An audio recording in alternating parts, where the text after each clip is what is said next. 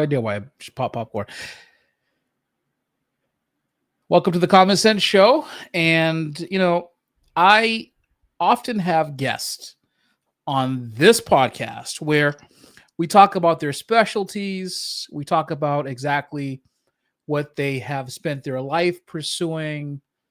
We talk about usually the subject of those conversations are very specific. However, I have a guest today who I consider to be of like mind. He's certainly of like mind when it comes to where he lives, because we're both Massachusetts guys. I'm gonna say Boston guys.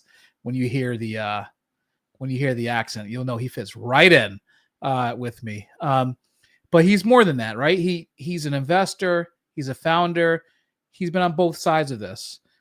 He's been in franchising. There's a lot of stuff that he's done, I think, where he can give us, and we can have a good conversation about entrepreneurship, because I have, being an entrepreneur for over 20 years, and for Joe even longer, we're gonna talk about what it's like on all sides of that. And I consider myself to be a multi-use tool in the entrepreneurship space, and I think that Joe is too, which is why I was encouraged to have him on the podcast. So sit back, relax, enjoy the conversation. If you're watching live on YouTube, feel free to comment. You can ask Joe questions. If you're watching on X, you can comment in the chat there too, and I will bring your question up. All right, I'm going to bring Joe up now.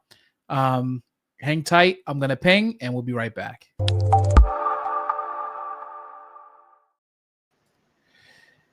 Joe, welcome to the Common Sense Show.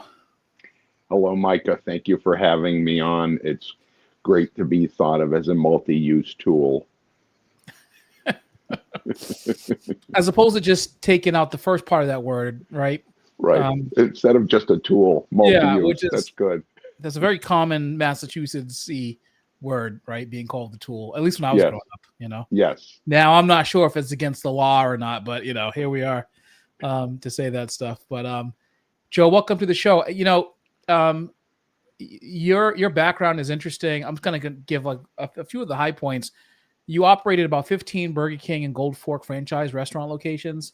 And you co-own hotels, restaurants, and you also structured multi-million-dollar sale leasebacks. And you've done a lot, right? You've been on the founder and investor side. You've raised capital. You've negotiated with Fortune 500 companies. You fixed broken businesses. You scale brands. And, I've done some of those things too. And what I find is interesting is when are able to speak to someone like you, what excites you after having accomplished those things about entrepreneurship today? Well, I think the things that are most exciting when you look in to the general landscape with entrepreneurship today is there's two things that really get me very excited. I think the first thing is the human element, to see this young generation of entrepreneurs that are coming up and rising up and wrapping their arms around entrepreneurship, particularly franchising and real estate.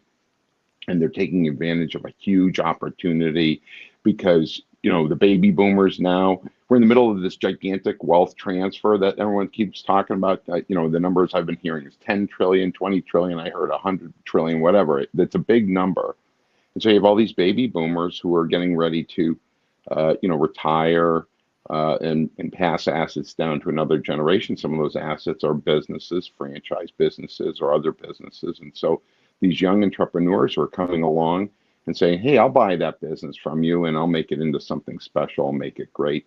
That's very exciting to me. The second thing is to see this incredible confluence and impact of this amazing technology, AI, and everything related to AI. And to me, what's also related to AI is robotics, because, you create the intelligence, you create the brain, then you put it in the machine that does the work. Well, that's amazing. And so, as I look forward, I just say to myself, it's so exciting what the future holds, what we're seeing now and what the future holds because of those two things. It's when I'm speaking to an entrepreneur, someone with broad experience who has accomplished things in multiple different industries, I find the invention of something that makes business life easier more exciting for an individual like yourself, like me, who can appreciate things that, you know, I guess in some cases make margins a little bit better, but in more cases, it just means that you're going to be able to do things more efficiently. And if you're a solid operator, of course, your life is almost dedicated to efficiency metrics and efficiency initiatives and how you can make your company run more efficiently. Um, what is it that people are missing who are so scared of AI coming in? Do you think it's people who are largely just low skill who are scared to get replaced by AI? Or do you think it's, well, in many cases, we're hearing that the replacement of AI is going to first hit white collar jobs before it hits anyone else? Yeah. Yeah, I honestly don't. When I see people who are kind of eschewing or ignoring or not engaging and embracing the AI revolution as it's happening, I just I really question what their judgment is or what their impetus is behind that, because I've embraced this technology since it's first come about. It's going to continue to work with it, and I work with it in a collaborative fashion. It gets more and more powerful. It gets better. It gets smarter with me, and it leverages everything that I'm trying to do. So I can't imagine, someone not embracing it. I was on a Zoom call with a good business friend of mine yesterday, and he was talking about the fact that he went out and proactively paid for a chat GPT business for his entire company. Mm-hmm. And, and they sent out an entire, an email to everybody, now, log on, create your account and so forth.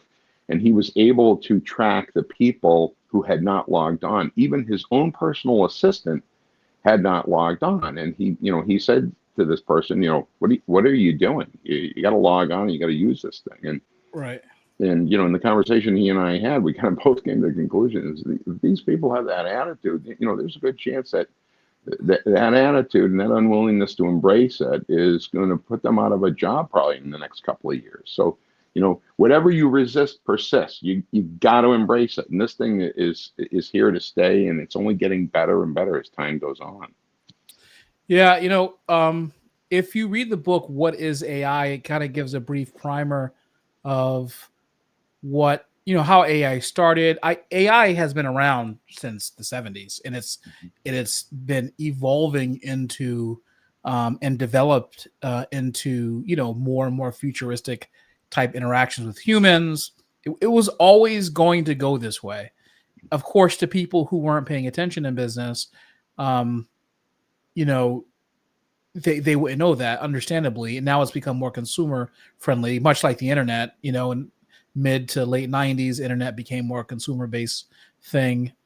And but the internet had previously been available and around, usually for government use before that. But now look at it. Right now, everyone knows how to broadly use the internet across age ranges. Even if they don't know how to use apps particularly well, they know how to Google something, right? People tend to adapt. Business owners and entrepreneurs need to adapt faster than people who are consumers, right? Because you have to be able to deliver what consumers are looking for faster than consumers almost even know that they're ready to receive it that way. I noticed that Target is developing AI. They're adding AI to their, like, a predictive model in their stores so that the consumers can kind of like they get focused and they get their attention put spotlighted on items that they're most likely to purchase, which is kind of scary and also cool at the same time. What are your thoughts on the fact that people will adapt to where AI is going, even if they feel like it's moving really fast? Well, I think the entrepreneurs who are trying to run their business, as you mentioned earlier, that they're trying to make their businesses more efficient, will embrace the new technology as it's coming out, particularly if it's technology that they see there's a clear cut to a return on the investment, particularly through in greater efficiencies and cost savings. Okay, so as I mentioned before, I have a background in franchising. I was a Burger King franchisee in the greater Boston area with my father for many years. And operating a chain of fast food restaurants is challenging. You have with big expenses associated with it, with the two biggest expenses being labor and being cost of goods sold. So that's your Mhm. QSR, it's a food and paper costs. Right. So if you can create some sort of technology which can help you to mitigate waste in those two expenses, all of that money saved falls right to the bottom line. And so if you say, okay, we're going to develop an AI tool that helps to work in intelligent ways to mitigate that, it's absolutely going to be widely embraced. Yeah. Widely embraced, invested in, implemented, and then those entrepreneurs who are heading those enterprises are going to say, if they have people in their team who are like, well, I don't know about this, they're going to say, hey, listen, we just spent all this money on this thing. It's we're using it, and you better master it. Otherwise, you're going to be out of a job because you're not embracing it. And Yeah. so, that's how I see the path of adoption, for lack of a better way to put it. Yeah. I mean, it's certainly the case, a priori that a dollar saved is a dollar earned, right? As you mentioned, they kind of, especially in QSR field, the margins are so thin that you need to save every dollar or quarter that you can, in order to kind of bolster that margin percentage for sure. Um, I'm always interested. What was the biggest challenge? Was the biggest challenge, actually, I'm going to ask it this way: was the biggest challenge in QSR controlling the margins? I mean, I know it's the challenge in every business, but like particularly in QSR. Well, controlling the margins, but one of the things that we learned over time is that if you manage, as I mentioned, the labor, or I don't like the word labor. I prefer talent. Hmm. Okay, so your talent and your cost of goods sold are your two biggest expenses. Right. And one of the things that I have found, and my father found that over the years through our own experiences, is if you invest an enormous amount of time and energy into the development of talent and the culture in your company to empower and enable that talent, they'll take care of everything and make your company run great. Right. So they'll be focused on cost controls, they'll be focused on cleanliness and service and enhancing value. They'll be they'll drive local store marketing, you name it. They're like, we've got our mission, we're committed, we're on board, and we'll do the job. So that's to me, was always the challenge. I always would say, if we focus on our talent and our talent is happy, everything else will take care of itself. Yeah, it's a good point. So I just entered in the construction field about a year ago or so. I've always wanted to be in, home services. It is a shifting to home services now is, I mean, the work is here and the amount of people that do it is about here. Yeah. It's a great time, in my opinion, to go into home services. So I sold when I was in the health and fitness space for 2 decades. I sold the company back in 23. And so now I'm doing business consulting and, running the construction business. And like, it's exactly like QSR, right? It's all cost of goods sold and it's labor, right? It's all skills. People with the skills need to do the work. And, what we're finding is just simply treating, there's like this tension between how people have always experienced working in this industry. I noticed, like, coming from other firms and like working for a company like ours who actually dignifies the employees, right, and tries to do business a different way.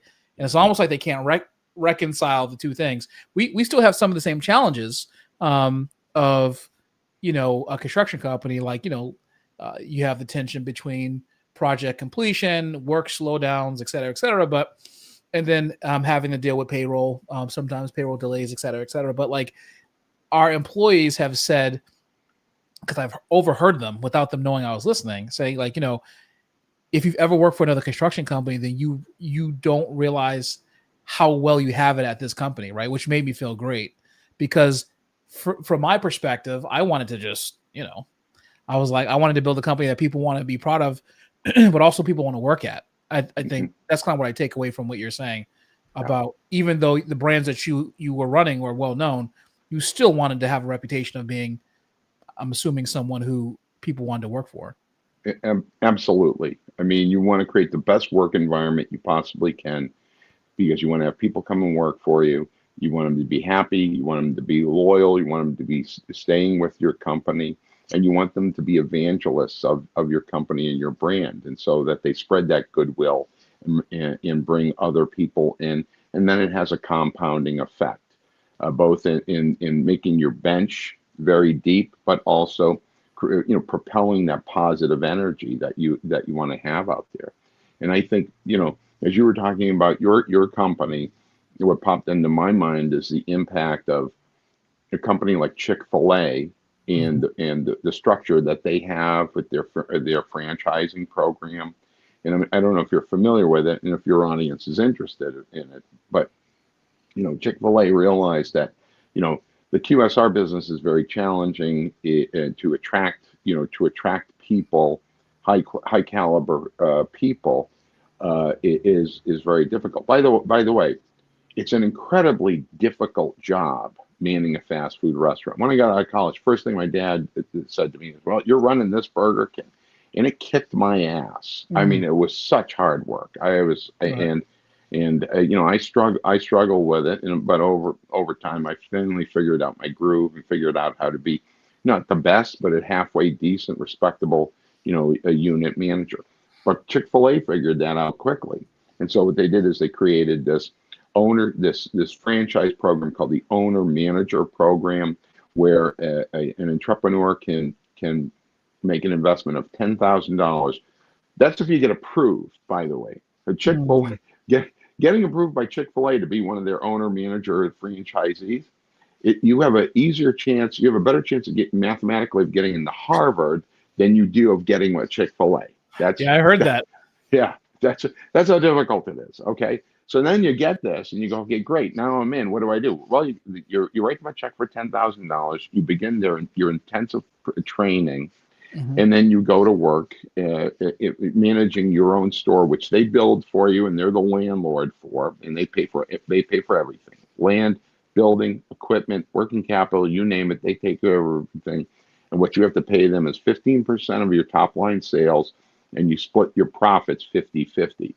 Now, people go, "Wow, that's a lot." Oh, yeah, it is, but if you take into account that the average Chick-fil-A is doing $9.5 million in sales, okay, you can imagine what the margins are. You've got some owner managers taking home $500,000 to $1 million. By the way, that average includes all of their food court stores that are in malls, which kind of average about $6 million. They're underperformers, So you say, what? Wow, that's incredible. You and I are in Massachusetts, and nearby in Woburn, Massachusetts, there's a Chick-fil-A. I heard from a trusted source that store is on the clip to do $19.5 million. One chicken sandwich restaurant in one location, and so unbelievable. You're talking and about one fewer day a week. I beg your pardon? I said with one fewer days to operate per week. That's right. That's exactly right. They close on Sundays, which the whole thing's amazing. You throw that in there, it makes it incredibly amazing. Yeah. So that really proves the importance of, they say, we're going to build this we're going to build this incredible business model around this one critical person in each one of our business units, and it's worked gloriously.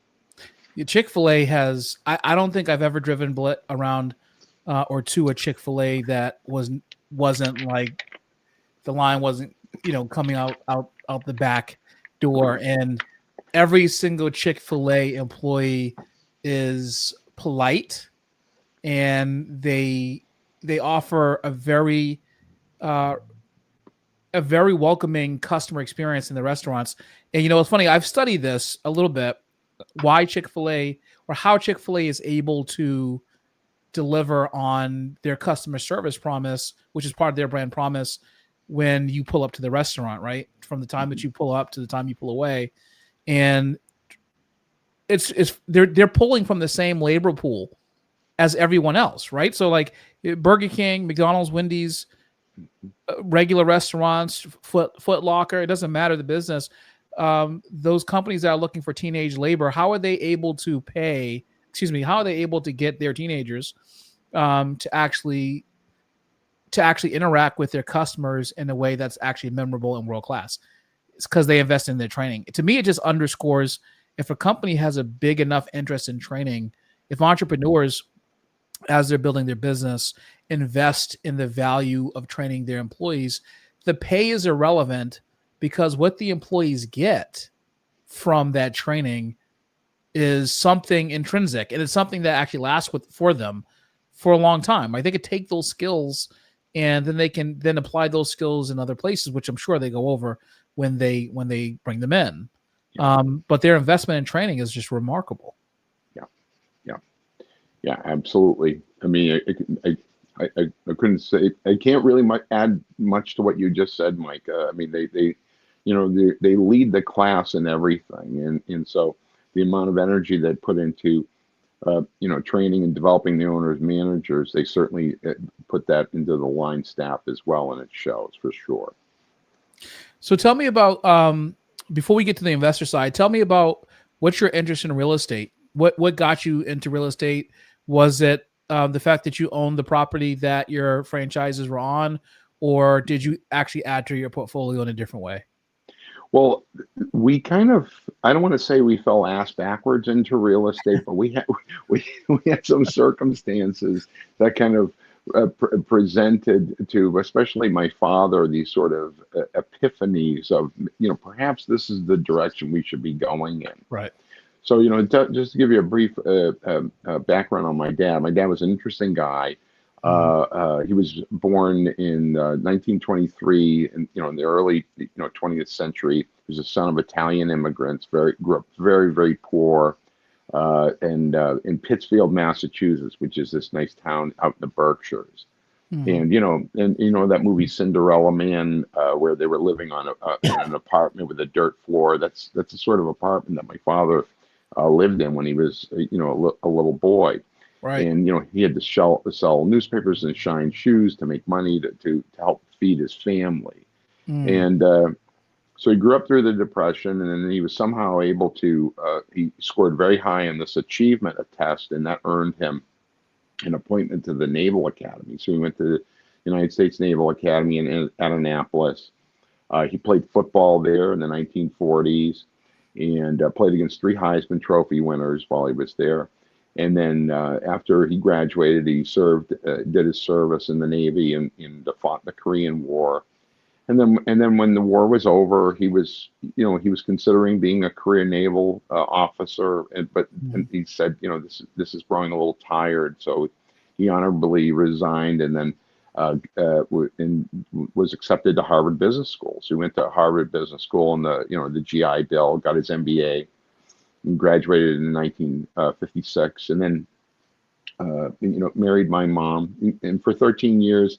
He worked various jobs for Fortune 500 companies.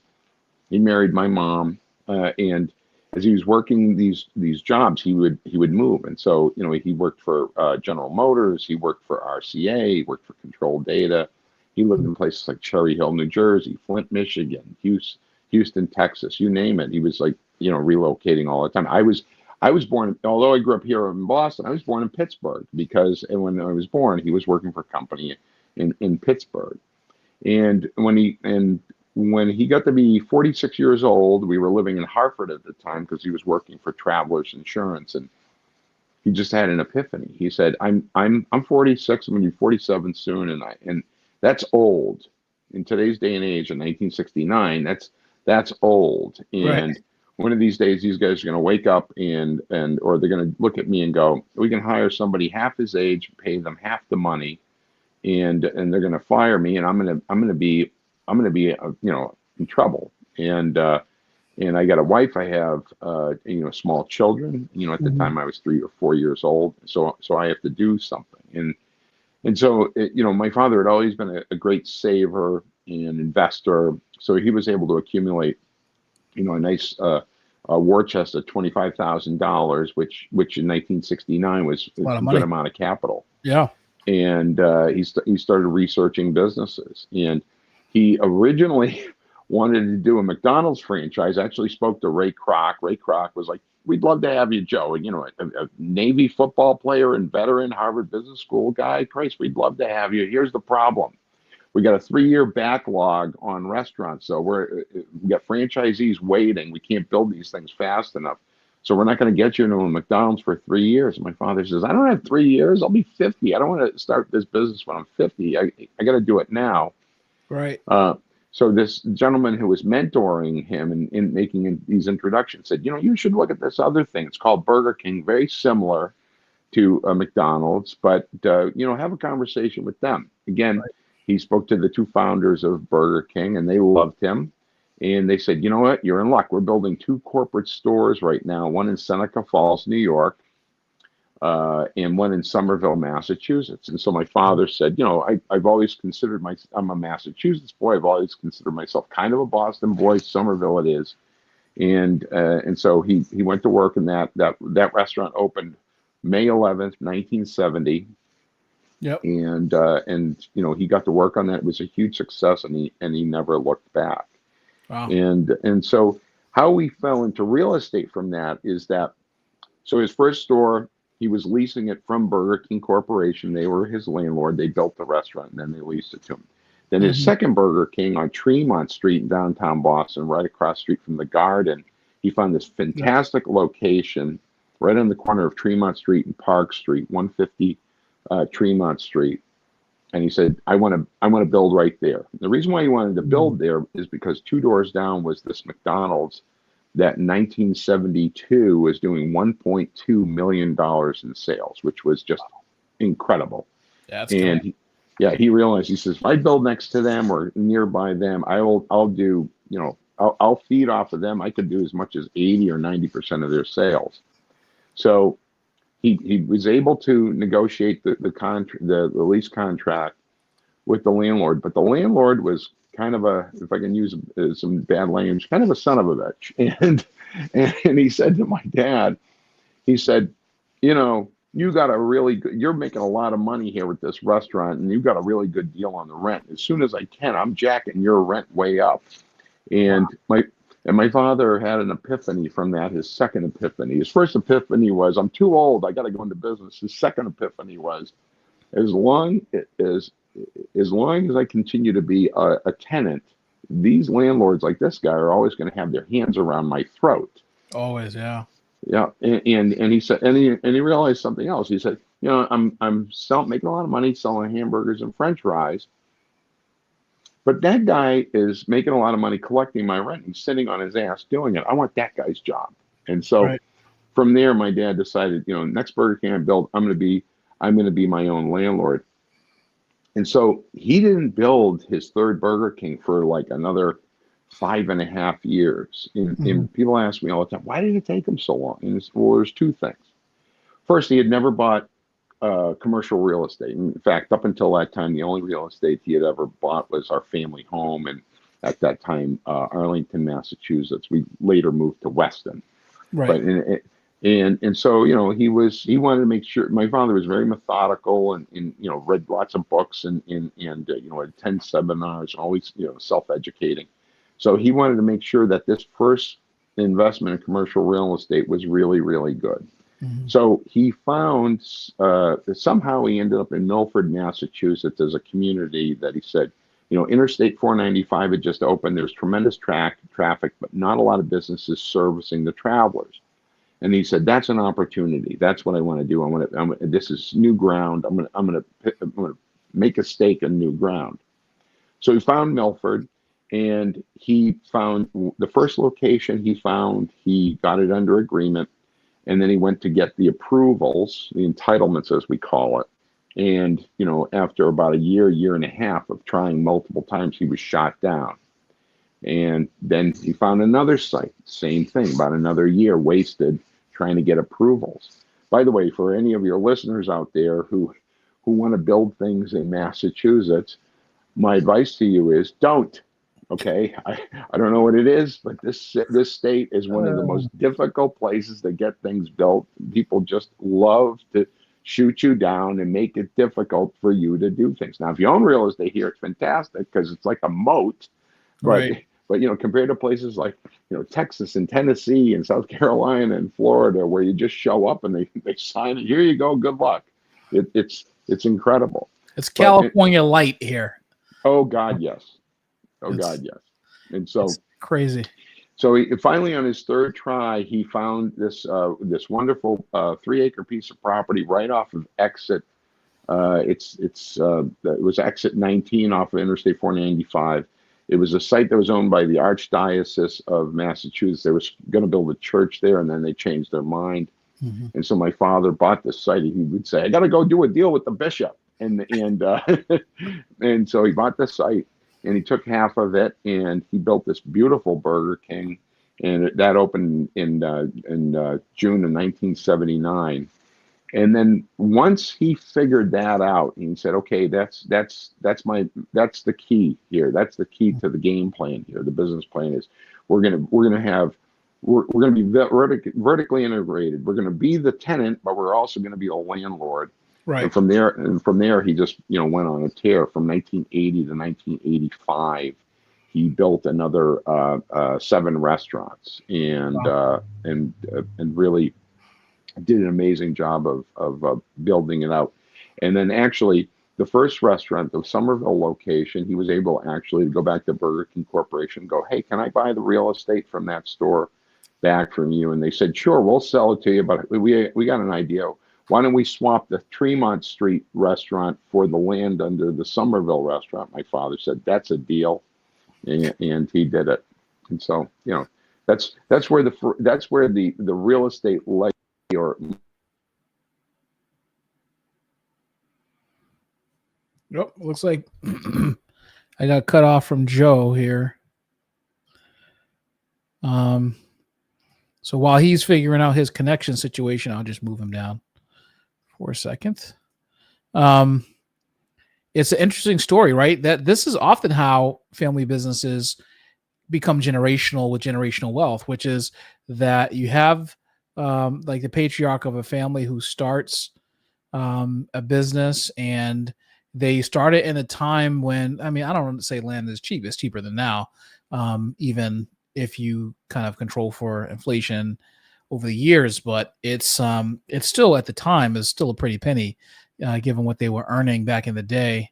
And it's it's really hard to build a business without a plan. One of the things is sometimes you back into a business plan. You have one initially, you have a good solid foundation of a business, and then by virtue of you actually going through the process of building a business, you end up developing and altering your business plan, which is what it sounds like Joe's dad did. Joe, are you back? I'm back. Sorry Okay. about that.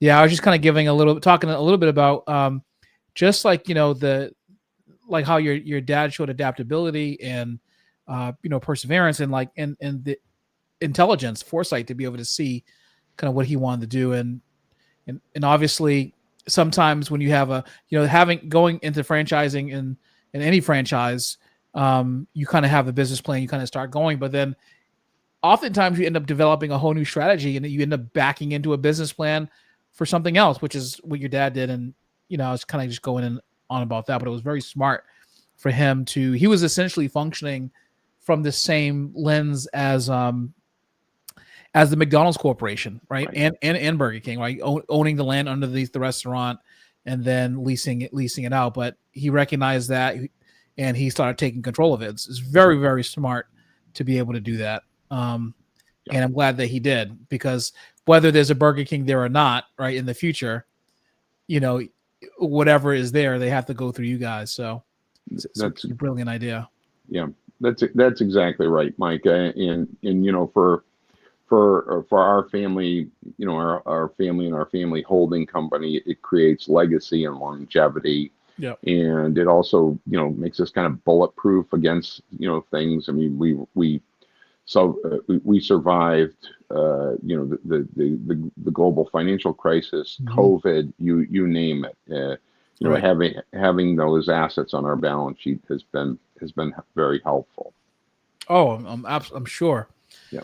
So when did you yourself start thinking about investing, kind of making your money work for you in a different way, as opposed to, like from my perspective, building a business that is stable and you have a good business plan and it essentially is kind of cranking out money is it's an asset. It's like buying from my perspective, it's like buying an investment property and having a cash flow that way. But how did you start investing in companies? Did you become an angel, private equity? What's your lane?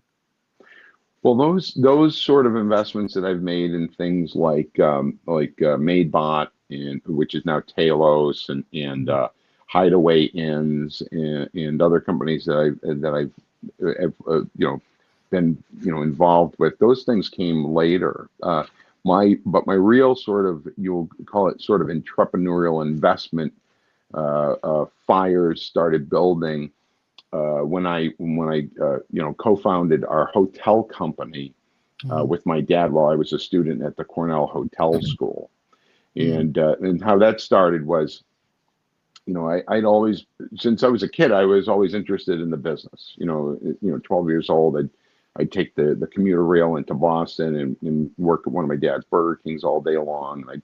I'd come home smelling of onion rings, and my mother would make me take my clothes off in the backyard and kind of hose them down. and so I was always, engaged with my father. We had this sort of, boys talk to their dads about sports and girls and cars and things Right. like that growing up. And I talked to my dad about all those things, but we also talked about business all the time. Right.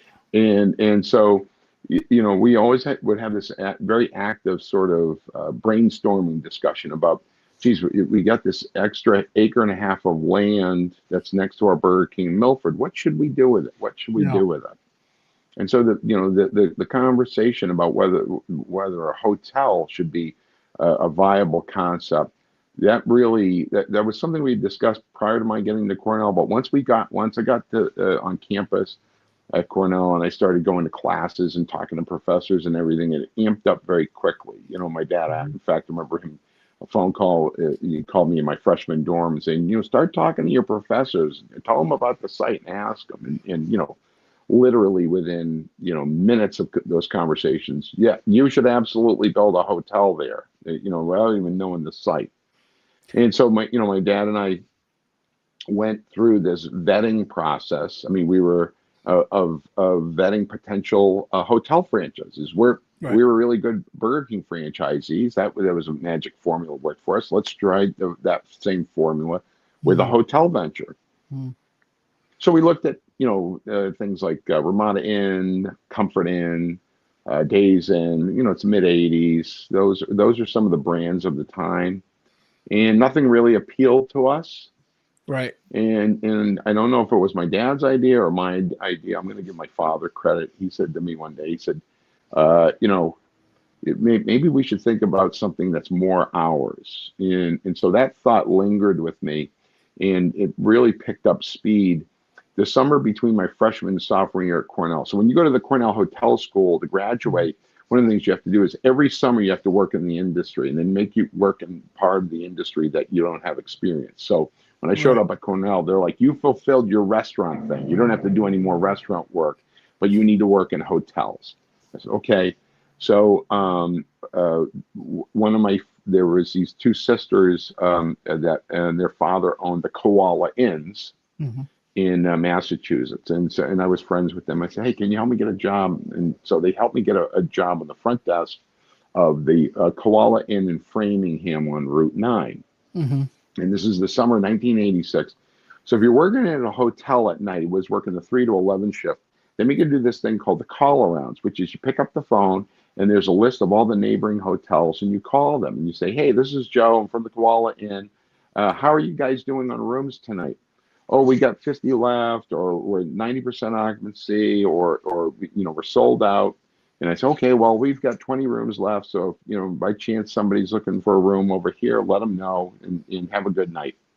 Well, there was this one hotel that every night, I don't care what was going on, everybody else was dead. They were sold out every night. And it was the Red Roof Inn at Exit 12 in Natick off of the Mass Turnpike. Right. And every night this place is sold out, night after night after night. So it's a slow Sunday night. I'm doing the call arounds. Call a Red Roof Inn. Fellow answers, hello, Red Roof Inn. And I said, hi, I'm Joe doing the call arounds. How are you guys doing that? Oh, we're sold out. And so I strike up a conversation. I'm chatty like that. I go, say, can I ask you something? And the guy's like, sure. And I said, I'm a student. I'm going to Cornell hotel school and studying this. You guys are sold out every night. How is that happening? I mean, we're over here. We're like at 40% occupancy, and you're sold out. How are you doing that? Well, the guy who answered the phone happened to be this gentleman named Blair Thomas. He was the general manager of the hotel. Incredibly nice guy. The front desk person called in sick that night, so he was filling in. So we talked for about a half hour, and he told me, all about Red Roof Inn and everything. And he said, Joe, if you ever want to come over, take a look at the place, let me know. I'll be happy to show you around. I said, can I come over tomorrow afternoon? And he said, absolutely, I'll be here. Come over about, 2:00. And I said, can I bring my dad? He says, bring your dad. So I get home that night, tell my father the conversation. My dad goes, let's go over. So the following afternoon, we drive over, and Blair takes us around, and we realized, he said, this is not a fancy hotel. This is a clean hotel with very Spartan accommodations, very basic. It's a room with a TV and a bathroom and a nice bed. It's a clean bed, and it's got a sign with the rate up on the sign, and it's very affordable. And people are coming off the exit. They see that, boom, we're there. And so it's very straightforward. And so, we chatted back and forth between the two of us. I said, I don't want to be a Red Roof Inn franchisee, but I understand how this is working. Right. Perhaps we can do something that works for us. So, when you're coming to a decision like this, Micah, what it does is, everybody thinks, I keep talking about epiphanies, but a lot of big decisions come in layers. Yeah. And so the first layer of thought is maybe we should do a hotel. And then the second layer of thought on top of that is maybe we should do a basic hotel, Right. And then the third layer came in as this, is that when I was studying, the P&Ls of a lot of hotels up at Cornell, one of the things that you noticed is, a P&L for a hotel's got what they call profit centers. Here's rooms division management, and this restaurant, and this bar, and room service, and it's all stacked up. And so it's one business made up of 5 like little businesses, banquets, you name it. Excuse me. One of the things you notice, or at least back then, is that the rooms make all the money, and the restaurant maybe breaks even. The bar makes a little bit of money. The room service department loses money. Maybe they make some money in banquets. Maybe they lose money in banquets. Mm-hmm. And so you start to realize, you say, okay, well, what if I pulled out all of these underperforming and non-performing so-called profit centers, and I just had one hotel that had the thing that makes all the money, just rooms.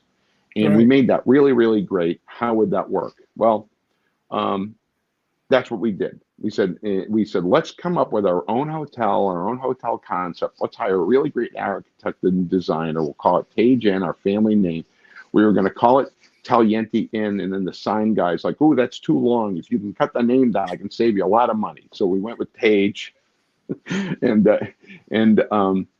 so we opened it June 12th, 1989. No recognized, just a beautiful hotel. No recognized brand name, no central reservation system. The first month we were open, we did 72% occupancy.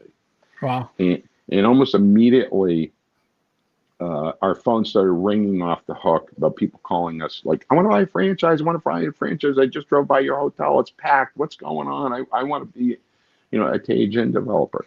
But to answer your question about, investments and how did you get into investment, I invested. That was my first investment, getting into that hotel, and then and